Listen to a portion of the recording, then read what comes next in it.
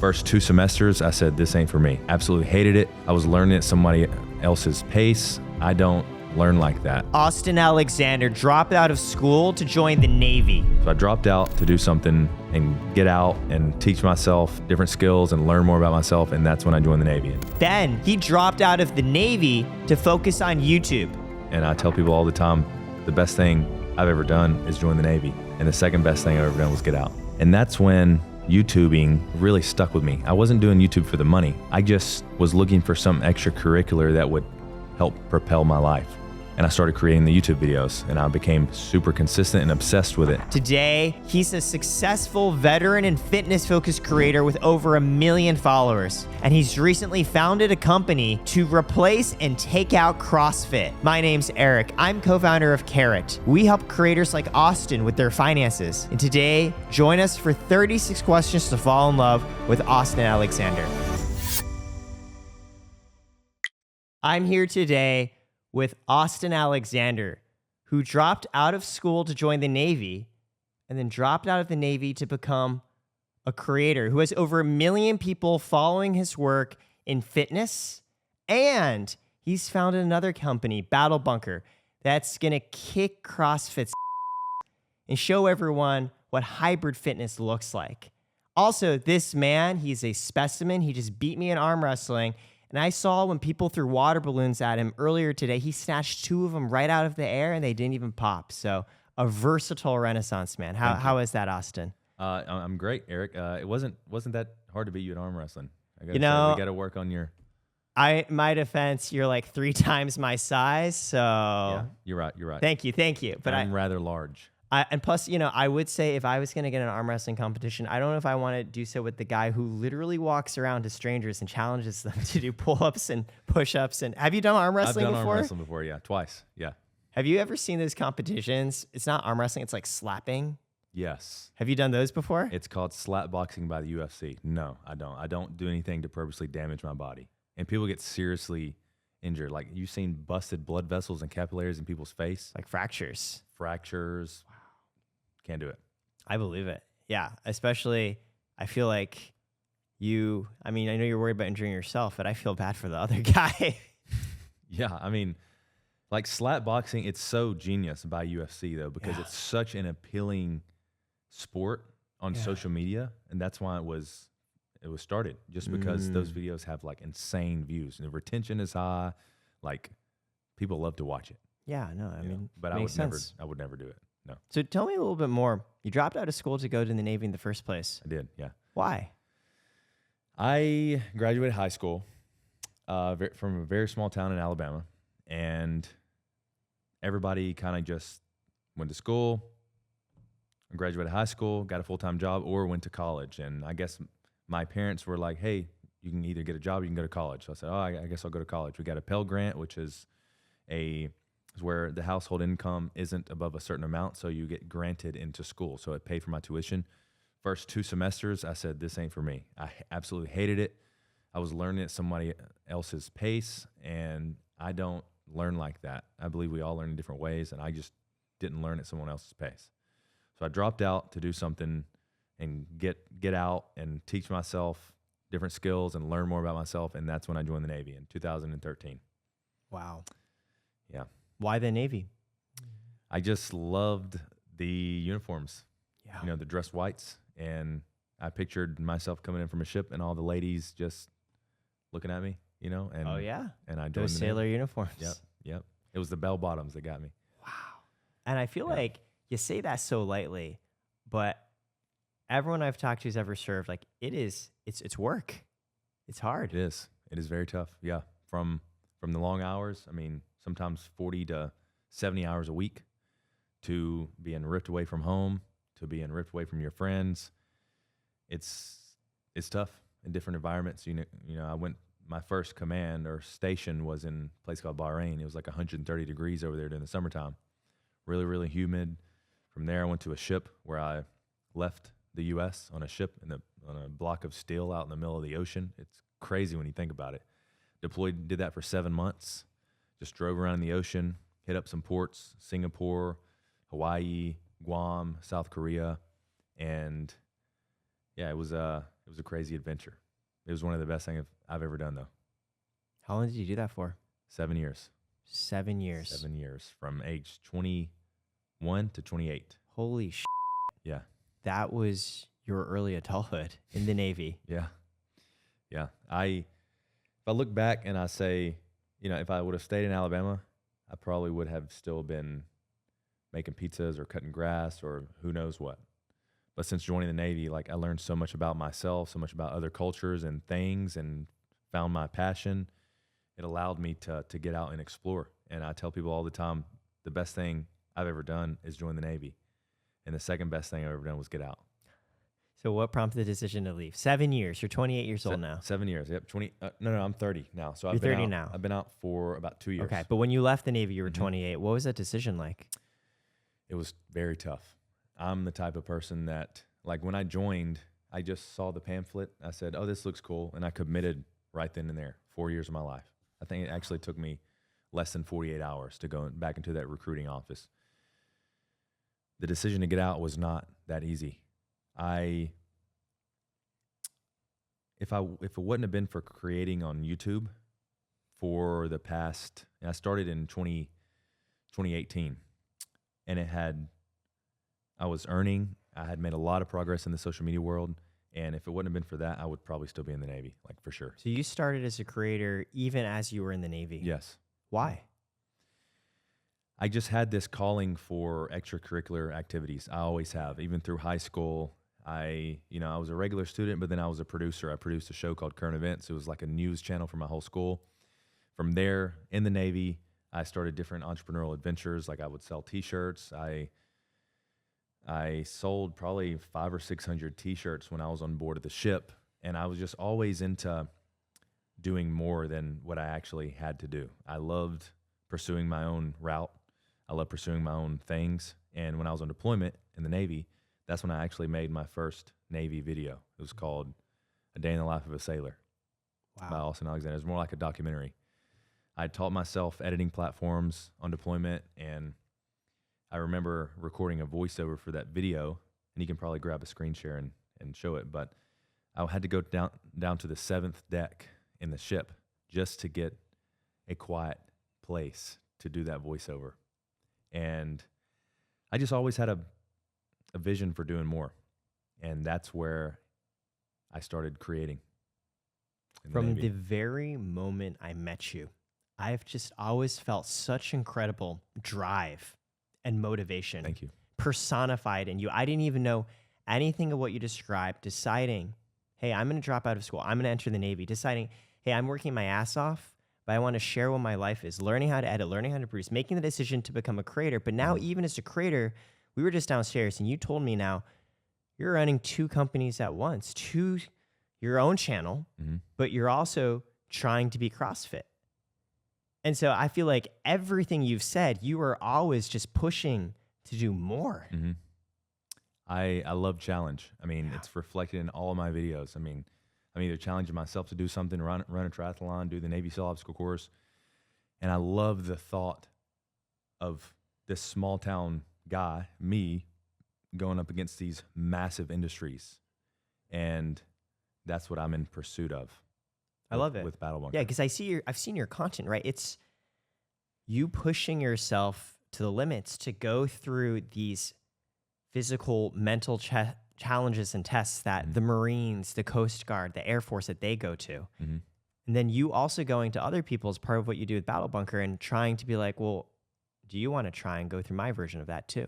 Exactly. Yeah. I love to see just in so we have the short series for the viewers that don't know called Battle Bus, and just seeing the transformation of people in that 3 minutes being answering the call, which is, hey, can you do so-and-so pull-ups? They say yes. They step up to the bar. The heat is on. They're coming out of their comfort zone. The cameras are on. The crowd's watching them. I'm watching them. I'm being stern with them. I'm motivating them. I'm coaching them. And when they perform and do more than they think they can do, it's a whole transformation. I don't think people understand that. Like, I get to watch these people be transformed, step out of their comfort zone, do more repetitions than they think. And it's motivating for me to see that. A lot of times it's really tough for people to get out of their comfort zone. But once you can facilitate that and show them, it's powerful. Your transformation. Mhm. So for you yourself, right? Because I've met you in the later parts of this journey where Mhm. I'm already seeing you as, holy this guy's done a lot. Were you always like this? If I had met you as a 20-year-old, Mhm. right? Were you physically fit? Were you mentally pushing yourself? What was previous Austen like? Not at all. I was, if I look at myself, I tell people all the time, my life really started at age 25. That's when I Wow. started looking into other sources, into becoming better, reading books, educating myself, doing more, and actually executing, which is the most important part. In my 20 age, probably 25 or 24 and younger, I had this really small, kind of like, I won't say small town brain, but I had this persona of not really giving any extra effort. I wasn't a hard worker. Yeah, I went to the gym a few times, but for me, that's like bottom level. That's baseline.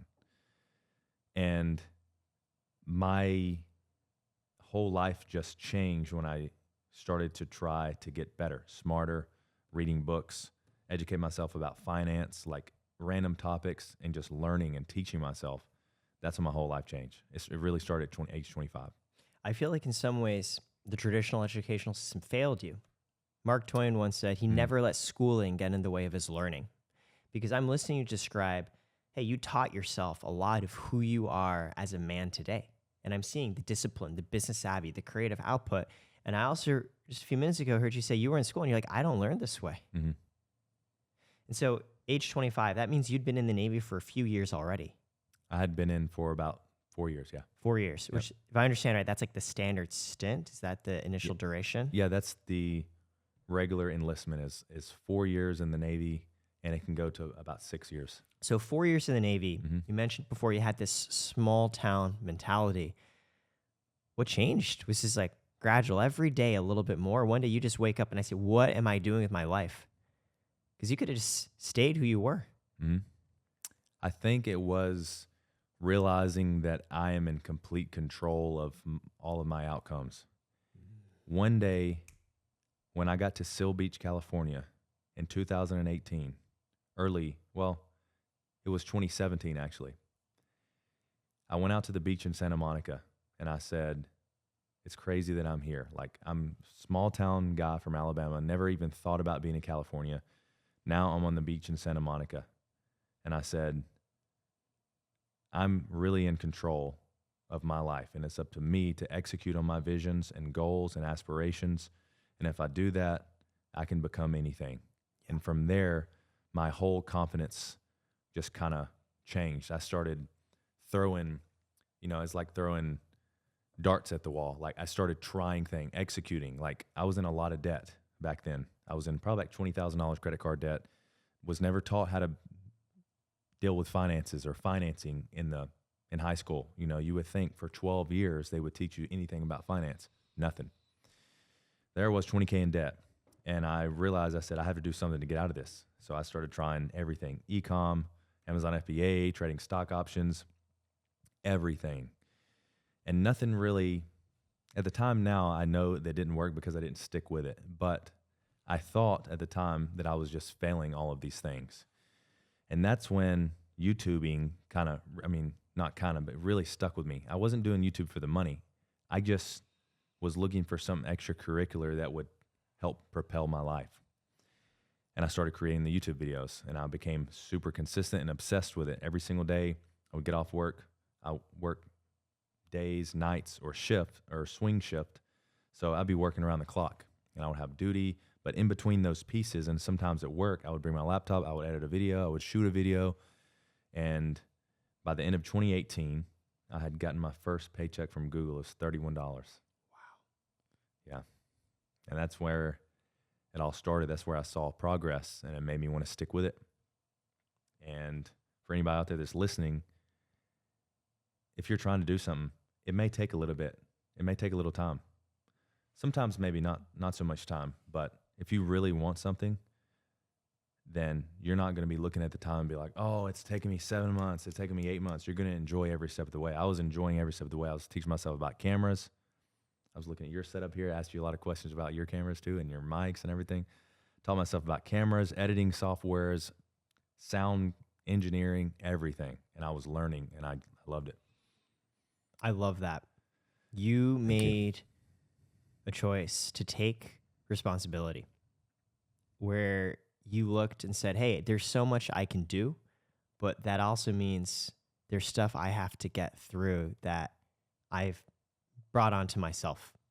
And I feel like the scariest thing about debt is it's mental, right? It's like it accumulates. It's like, I made a mistake. It's just going to get worse. And to turn that around at age 25 and to say, nah, like, I'm going to start changing this. I just remember for me, I feel like everyone who ends up living a life of their own, they have to make that decision at some point. Like, am I going to be responsible for my own choices? For me, that took a lot longer. I was like, I don't know, I was like 28, probably 27, right? And I don't know, I grew up thinking a lot of myself, hey, this is the type of person I am. This is the type of situation, type of circumstance. I have to do this for that. And one day, yeah, similar to what you described, I sort of sat down. I was like, no, it's all my responsibility. It's not necessarily my fault, but it's all my responsibility. And that's what I got to do differently. And so, yeah, hearing you describe that, your first paycheck was $31. And I can only imagine you were probably grinding for a long time, even just to make that first $31. And you compare that $31 check to $20,000 in debt. Seems insurmountable. But now you probably make more than that in a single month just from YouTube. Yeah, we do. Yeah, it's been an incredible journey. And if I was just looking at the money, I would have been turned off a long, long time ago. That $31 check, that was before short form content. That was only YouTube long form content. I had probably put out 40 to 50, maybe even 60 videos before I had even gotten that $31 check. Wow. So if you say 4 hours to shoot, if you say 2 hours to shoot, 8 hours to edit on each video, that's 10 hours per project, not including the thumbnail. And you take that and spread it across 40 videos. That's 400 hours of work. For $30. For $31. That's insane. That's less than what, 10 cents? Yeah. Per? Oh, yeah. Yeah, hour. Yeah. And a lot of people start YouTube today and they say, I want to be a YouTuber. I want to make money. I want to blah, blah, blah. They don't see all those hours that you have to put in. They don't. And the reason why I stuck with it is because I loved it. I was looking at the comments. I was reading, they're all military videos. So I was reading comments from service members. They're like, hey, man, I'm on deployment. I watched this video. It just reminded me of home, reminded me of the States, reminded me of my first fitness test, how nervous I was. And I love reading the comments and I love the community. And that's why I kept making videos. I became obsessed. In 2019, there was a time where I made 40 videos in 40 days. Insane. And it was a lot of work. Yeah. I love that because the first thing I thought of when I learned you were in the Navy, and I think this is when I first met you, I may or may not have said, thank you for your service, right? And what I think is powerful about what you described is there can be service of different kinds. It's obviously you serving our country in the Navy, but also when you described making these videos and seeing the comments from all the other servicemen and women who watched it and got to remember their experiences, that's service too in its own way. Because I can only imagine having never served. I bet it's really hard. And people go through it. It's something that sticks with them. And now they find you and you're talking about it. I can't imagine there were too many people active in the military making content at the same time because one, everyone's so busy. And two, the skill sets are so different. But you were doing it. You remember what was the first video of yours that started to blow up? It was military pay. I was super upfront about my pay. A lot of people, actually almost seems like everybody in the comments were like, hey, like you shouldn't be so open about how much you get paid. Now people know how much you get paid. I mean, I was breaking it down. I said, this is housing allowance. This is sustenance. This is how much my base pay is. This is how much my, stipends were. I was breaking it down, just being really, really transparent. And that video blew up, got a lot of supportive comments, but also a lot of, negative comments like every YouTube video has. And that was the first video that really blew up on my channel. Wow. I think it did probably 200,000, 300,000 views. And I was like, man, this is crazy. I think it had earned like $500 or $600. Yeah, it's like I can do this. Yeah. So as a military member, what were you making? At the time, I was in Seal Beach, California, and this was 2017. Yeah, Yeah, 2017. Not even that long ago. 2018. Yeah. I was making about $4,900 a month. So I think about 2,000 in base pay or 2,500 in base pay, and then another 2,000 or 2,500 in housing allowance because they give you money depending on where you're at to live. Mm-hmm. Yeah. And how do you think about money? Like you mentioned growing up Pell Grant, right? That means that, hey, your family wasn't high income and you start out in the military. You said you were 20,000 in debt. Now you make a lot more. And so I'm so curious mentally how you've considered resources and money. Has that changed or has that just been a consistent thing for you? For sure. Yeah. That's a great question. Back in the day when I had, I was 20, 21 years old, when I had 100, 200 bucks extra, I would go spend it. I would say, I would kind of fill up my spending with whatever I had. I'd say, okay, I got 100 bucks extra this week. Okay, let's go to a fancier restaurant. I would just spend it. Or I have 200 bucks. Let's go buy a fancy shirt and pretend like I'm somebody that I'm not. Now I see money as a tool. I see every time that I spend money that's not driving the business is a waste. So I pay myself the same amount that the Navy pays me, which is about $4,000. Still, as a creator, I pay myself $4,000 a month. The business earns a lot more, and from there, that's where we build. We put sticks in the fire, build bigger fires and bigger houses. And that's a figure of speech. I mean, we take the money, which is a tool, and we build out different assets. Yeah. Like the battle bus, we purchase the bus. Like the battle bunker, we purchase the obstacle course. We give away cash prizes, and we do that all in the name of building bigger business. You're reinvesting. Exactly. What a mindset shift. When you didn't have it, you were just like, oh, I get it. That's for me. Now that you have it, you're like, no, I don't want it because I want this to get bigger. Exactly. Yeah. And when I first started getting those paychecks, $2,000 a month, $3,000 a month, $4,000, do a brand deal, get another $3,000. I was like, I just kept the money. I said, man, this is not real. I said, I can't believe I'm, earning this money doing something that I love so much. And I just kept it in the bank. I had zero expenses. I edited everything myself. I filmed everything myself because they used to be all just vlog style. And I just kept it there. And then when I finally got some guts, I took some, I paid off that credit card. Wow. The credit cards. Congrats. Yeah. Thank you. And then I just kept it. And then I probably saved up, I think in 2019, I probably did $60,000 on just YouTube AdSense and maybe one or two sponsors. And it was like it wasn't real because that had already surpassed what I had made in the Navy. Yeah. And then 2020 rolled around and I said, okay, this is real and we can start getting creative with the money. And that's when I built the obstacle course. That's when I would start to hire videographers and increase the production. And yeah, I mean, money is a tool. I'm not the type to go lease a Lambo or go buy a Lambo. I just want what I build to be a legacy. I want it to help other people, and we use money to do that. What inspired? Because to me, that helps me understand you really were doing a lot of content as a creator. And what you did now in terms of everything around Battle Bus and developing this entire new segment, Battle Bunker, you didn't have to do that. But I'm listening to you. You're talking about reinvesting, going bigger. Was that part of it? Like, what sparked the decision to start this entire new business? You mentioned to me earlier, like beating CrossFit. I love the thought of having this, like I said earlier, small town boy from Alabama, somehow work his ass off and build this massive asset to compete with a bigger company. When I first started Battle Bunker, I thought we were competing with Spartan.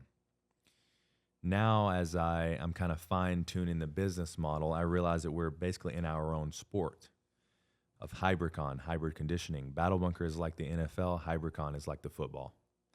We're using Battle Bunker as an avenue to bring this sport to people who don't necessarily like CrossFit or don't necessarily like Spartan race. It's hybrid.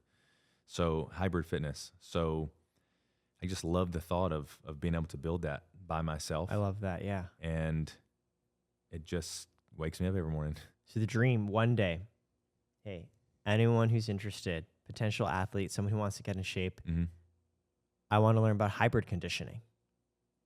They think of you.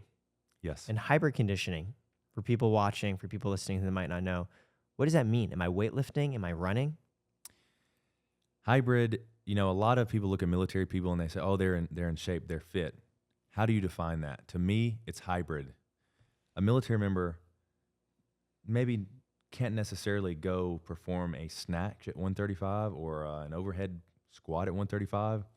They may not be able to go and run a 30-mile obstacle course, but you best believe they can do some basic barbell movements. They can run hard, and it's all about grit. Hybrid conditioning is the cross between CrossFit and OCR. It's hybrid. What's OCR? Obstacle course racing. Yeah, so you got the more outdoorsy, muddy, gritty type, and then CrossFit, they're in a box gym. They're doing moves that are not practical with the real world. Hybrid is practical with the real world. Like, how fast can you sprint out in that street and grab your friend from, and rescue him from a dangerous street if he's passed out and bring him inside? Or how far can you carry your buddy when there's danger? Or how far can you march or run? Or how fast can you run with a 50-pound backpack? Hybrid it's based on practical movement, and it trains people for the real world. Yeah, I can see that immediate military context as you're Yes. describing. I need to run. I need to get my friend. I need to get them out of there now. So how do you translate that into a fitness regime? Like, am I running out there? Am I picking a sandbag and I'm sprinting with it back to myself? Yeah, so our race director, Hunter McIntyre, he's been in the hybrid space for probably 10 years. He's won a lot of Spartan. He's been at the CrossFit Games. He's the current High Rocks world champion. He's got the world record. So if we were going to break this down and say, somebody came to me and said, give me a hybrid workout, here's what I would say. I would say, okay, you're going to lift heavy and you're going to run fast, or you're going to lift heavy and you're going to move fast. So I would say perform 5 deadlifts at 315, and then you're going to run 400 meters, and then you're going to do 30 push-ups. And I would say if you do 5 rounds of that, that's a perfect hybrid workout. It's incredible. Thank you. And I love to, you actually have like a course, a facility. Yes. Right? Yes. That you've set up. Yes. And you train, and people come, they race, they go through it. And I've also noticed, I can see like you also give like cash giveaways too. And you're funding this yourself too. Yes. So this is a bootstrap business. Yes. And compared to, so you've been doing Battle Bunker for how long now? 2-3 years? I built the first course in 2020. It originally started out as just an online series. Right. So yeah, about 2 years. About 2 years. And if we compare that to like the trajectory of CrossFit, how are you doing when CrossFit was 2 years in? Like the level of awareness. I think back then it was tougher because the internet and social media was not a prominent thing. Yeah. But that's where our roots are.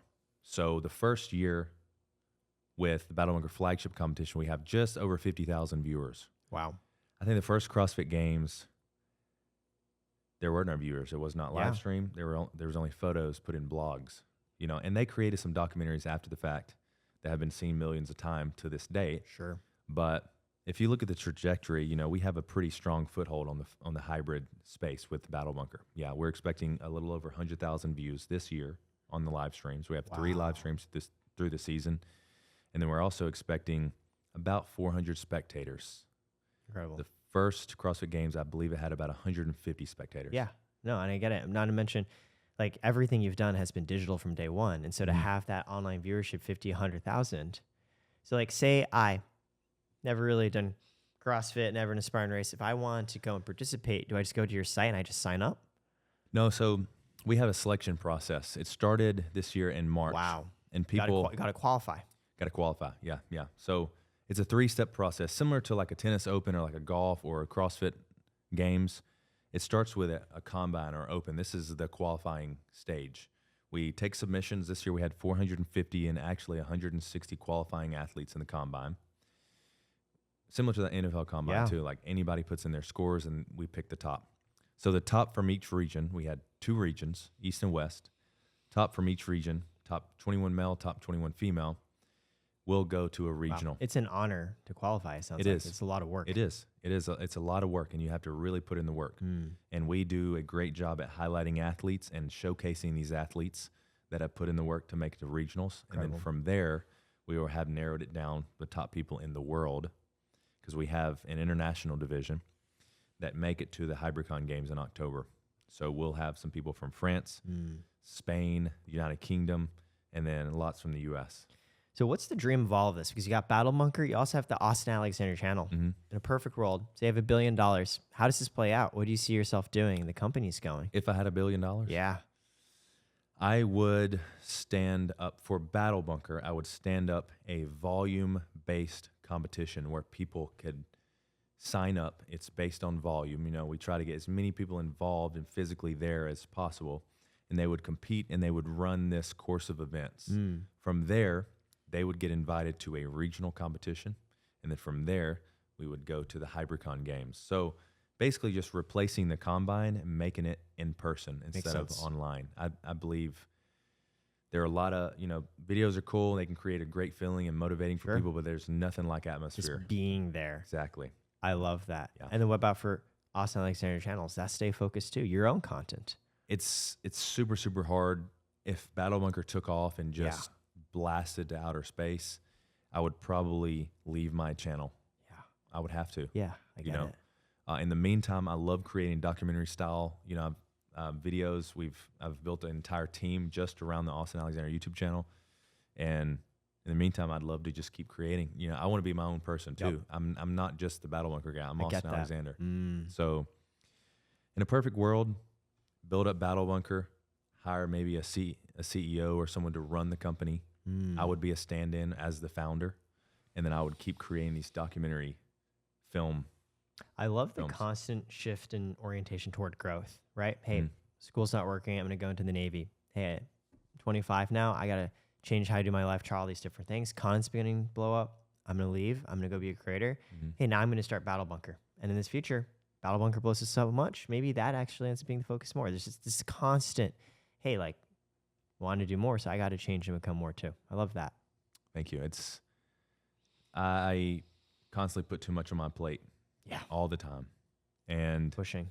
I feel it. I get stressed, and I love performing under pressure. I love it. That's why we run the live streams. I mean, I'm the host. I know I have to be spot on. I know all the cameras have to be right. I'm on. People are watching.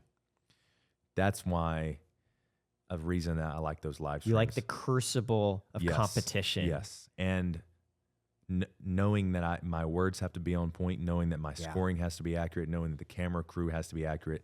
I love just obviously not in a life or death situation, but it gives you meaning. Yeah, exactly. And I thrive under pressure. I love that. I think that's why I'm constantly trying to pile stuff on my plate. We have Battle Bunker events. We have Battle Bunker at the HybridCon course. We have corporate events and team building events. We also have open course events. We also have the Battle Bus, which runs once a week. We also have all the posting, which I do on every single platform. And then you have the Austen Alexander channel. So it is a lot of work. That's why I have bags under my eyes, because I barely sleep. But I've been trying to get better at sleep lately. Well, I also, I went to bed this morning at 6 a.m. So it's not even because I'm not going to pretend I'm so busy. It's just, at night, I think from an evolutionary perspective, that's where our systems develop to be super hyper aware, because animals might attack. And that's where I just start thinking about everything. I think that's that you explained that well. Yeah. I think, at night, I will just go into a zone where I can't achieve any other time of day. It's productive. Hyper focus. Yes. I love that. Yeah. So I want to play a game with you. Let's play it. It's 36 questions to fall in love. New York Times wrote a study about this, Austen. All right. They took these questions around vulnerability and reciprocity. They had randomly selected pairs of people walk through them. Many of these pairs, at the end, they became friends. One pair, they even ended up getting married. So stakes are high. Okay. I like it. Normally the way it works is we count down 3, 2, 1, and we make eye contact. And the first person to blink or looks away, they got to pull the first card. And we'll do a couple from level 1, couple from level 2, couple from level 3. Okay. And I was thinking, we could do something a little different. You talked a big game about the arm wrestling match we had right before the camera started. So I'm thinking we should make eye contact and then arm wrestle. The arm wrestle. But look, come on, we both know. I mean, look at our respective builds. This is not going to happen. So we're needing a handicap. I got to be able, if I can just move you 45-degree angle, we'll count that as a win. Okay, we'll say behind the microphone. Yeah, maybe behind this microphone and before I blink. Does that work? Give this a shot. I mean, I feel like you're still gonna win, but Okay, so gotta let a guy try. now we have multiple things going on now. So we have to look at each other. Look at each other. We have to grab hands. Yes, and I'm gonna try and And push then we you. kiss.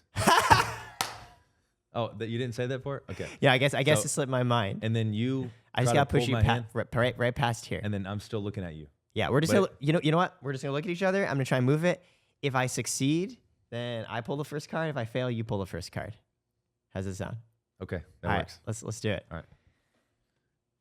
R.I.P. This is famous last words. All right, 3. I will be standing out of my chair because Austin, how much do you weigh? I'm 230 pounds. I'm 135, so I think Oh, I'm I got allowed a- to use my body weight. got All right, 100 pounds on 3, 2, 1.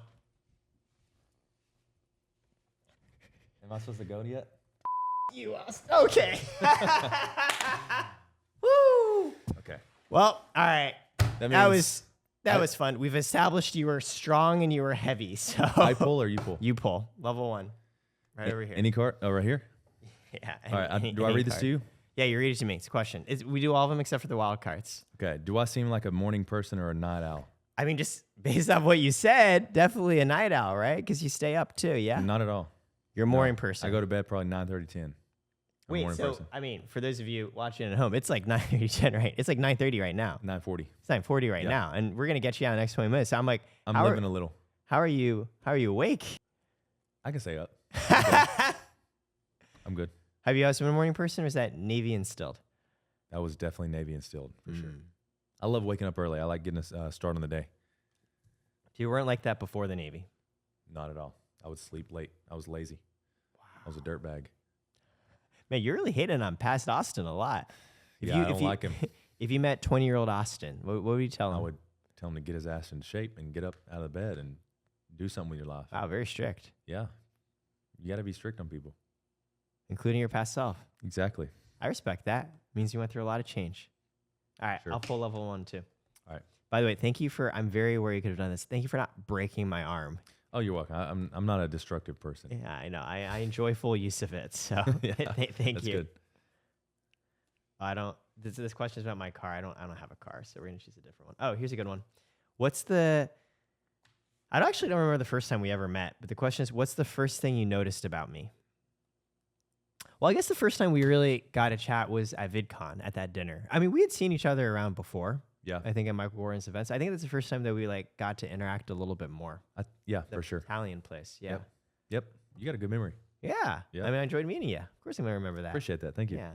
So and I'll share too, what was the first thing or anything you noticed about me that still sticks in your memory? You were very decisive and intricate with what you were saying. Oh, A lot of the details you didn't miss. A lot of initial conversation, people are very broad with what they're saying. right. But you were pretty precise. Thank you. Of course. I And try my noticed best. I noticed that in your podcast. I watch these Yeah, podcasts and these shorts all the As we time. do them right now. Yep. And so you asked the perfect questions that kind of get into the grooves and the nitty gritty. So that's good. I appreciate. I'm that very about you. flattered. I remember the very first thing, the thing that always stuck in my head. I'm a big believer in finding, quote unquote, your zone of excellence. Like, what's the thing that you legitimately can claim you do better than anybody else in the world? And I think of that because, my parents told me growing up, hey, you're never going to be the best, just so you know. You're going to suck. You will never find anything that you're actually good at. And I've realized over time, like, you can find the combination of things that you're really good at. I remember talking with you. So I had some context about you from Michael Gordon, right? He spoke very highly of you. He said he personally sought you out, brought you into Night, and that you came from a military background. And I'd seen your content. I'd seen some of your collaborations with Michelle, too. Michelle Karat, if I pronounced. Yeah, exactly. And I thought it was really cool. What I was not expecting was to end up into like a 20-minute conversation about you talking about your favorite cameras. Oh, really? Yeah. Yeah. I love cameras. I mean, you got to know your equipment. No, I love it. But to hear somebody so passionate about the craft, the production, the actual camera side of YouTube, in addition to, I'm like, oh, well, this guy, there's a certain story. As soon as I hear, oh, this guy's from the Navy, he makes content around going through the Navy SEAL fitness requirements stuff. I was like, oh, here's a guy who's just truly excellent. Because how many people do I know who can do both? I'm sure I can find people who have a lot of context and knowledge about editing, cameras and how to film, but they don't have any of that other context. And I'm sure I can find people coming from that military context who don't have anything about that. And I was like, here's a guy who knows how to do both. That is rare and that is special. And now I've gotten to know you a little bit more. I can even add on to a third dimension onto that, the business ambition and savvy, right? You've taken your work and it's not just, oh, funs and games. I'm making videos. You've got a business, right? Mm-hmm. You've brought people into payroll. That's responsibility. You're thinking about how do I grow the next battle bunker part of what I do. I'm like, oh, see, now you're in the trifecta, which I think I always look for people who operate in the vertices, in the intersections of life, because I think that's where the cool stuff comes from. So that's what I remembered from our conversation there. Thank you very much. I appreciate that. Pretty much every action that happens across our business, I make the decisions, the camera purchases, the microphones, the shots, everything, so I have to be pretty spot on with it. If you had to give up a part of that, say you grow so big, you got to delegate, which part of what you do that you enjoy do you think you give up first? I've already done that. I've already given up the editing. I loved editing, and now I don't edit anything. Thank goodness. It saves a lot of time. If I had to give up something else, it would definitely be planning and outreach. What do you mean by planning? Yeah. Like we're going to do this video on this date. Here's the intro. Here's what the thumbnail is going to look like. And here's the people that we need. So all the coordination. Reach out. Yeah. Yeah. I think the classic conundrum is as you get good at what you do and you scale, you have to stop doing it and manage the people who are going to do it for you instead. It's the curse. Very true. Yeah. All right. Let's do level 2. All right. Go for it. All right. Level 2 right here. Yes, sir. Wild card. Oh, yeah, we'll do a different one. The wild card ones are I was like, stand up and like switch chairs or something like that. We don't need to do that today. This is crazy. What would your younger self not believe about your life today? Wow. Yeah, we are just vibing with the universe right now. What will my younger self not believe? In some ways, what I'm doing in this exact moment is what I want to do more than anything in the world. I get to sit down and just get to know you better, someone who I already think has such an interesting story, and just get to have a conversation. That's, in a way, what I've always wanted to do. Even through my life, my friendships tend to be one-offs, right? Because I love getting to know somebody more deeply and learning about their story, especially people who inspire me.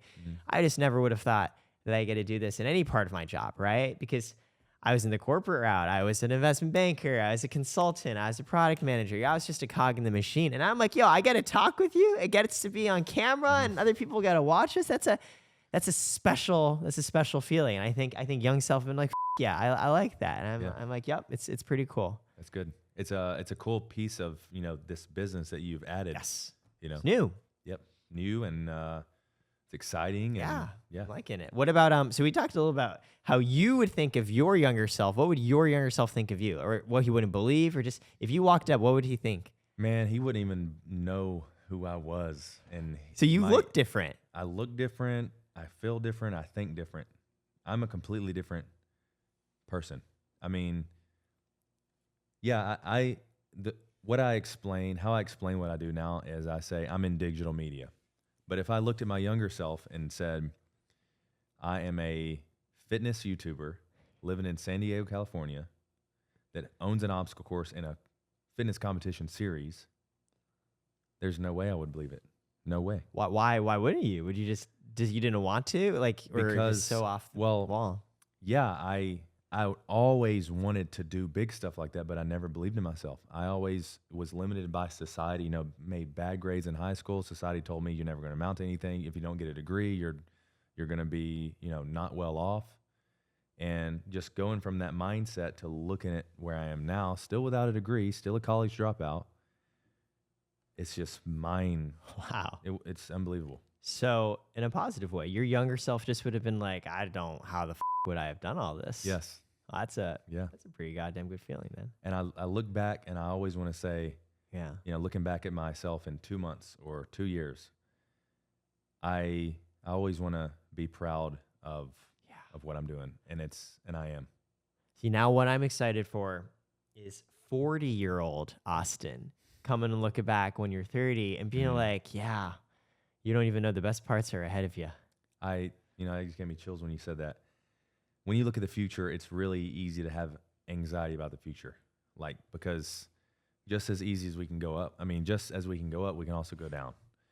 But I believe if you keep putting in the bricks and keep building that fire bigger, then I'll be able to look back and say, dang, I've made it a long way so far.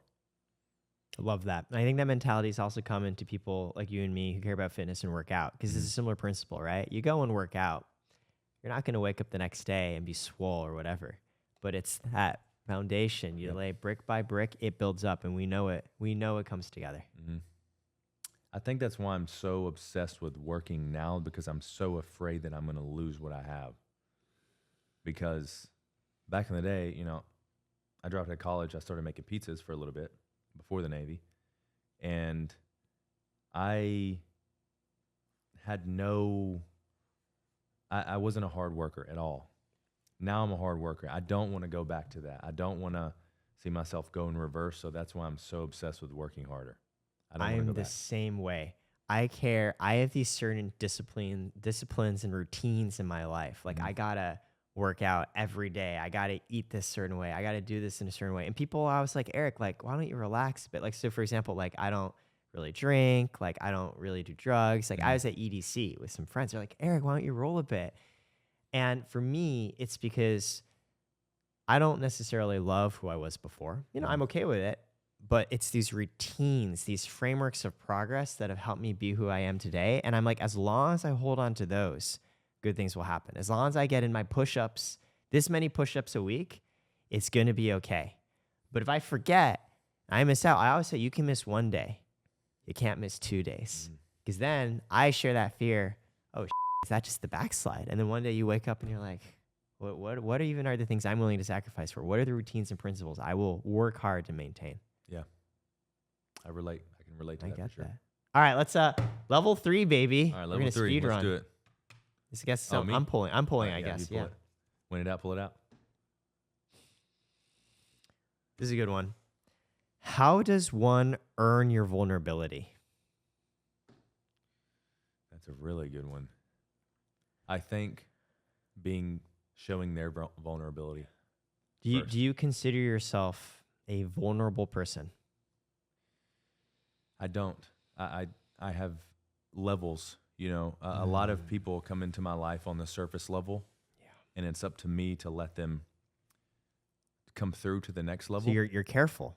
Very, very careful. I mean, even my employees, you know, if they're there to do a job, it means I'm not necessarily caring the most about their personal situation or whatever. I mean, I was taught to me in the military, like, if you show up for work, don't bring your personal life to it.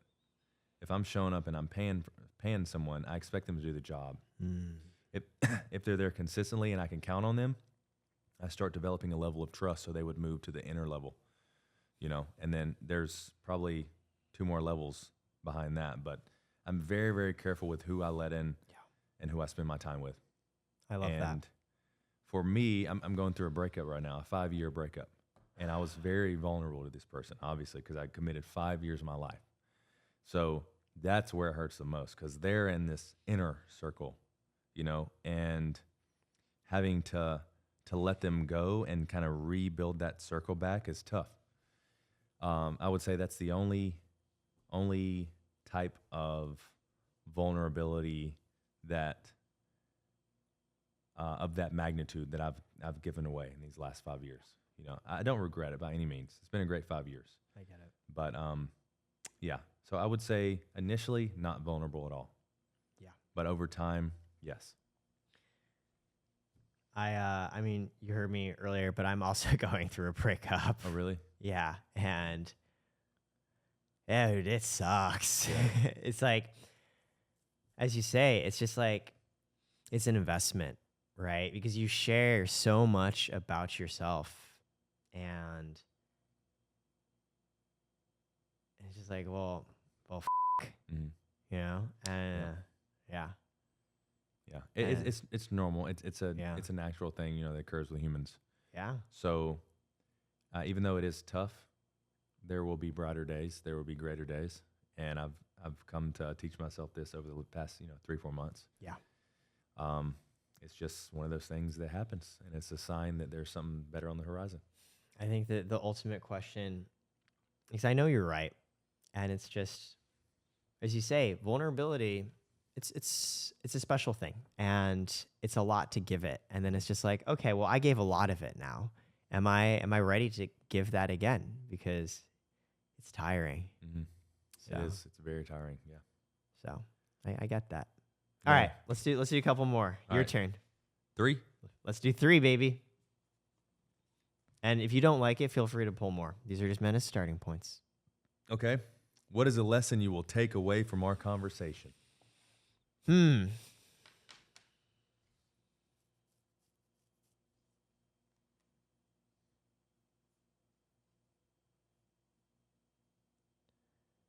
We can go to a different question if you want. I like the question. I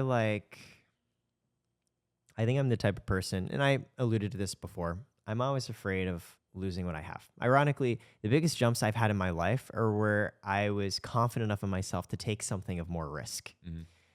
And my natural tendency is to worry, here's something I need to do, but doing so might hurt what I have.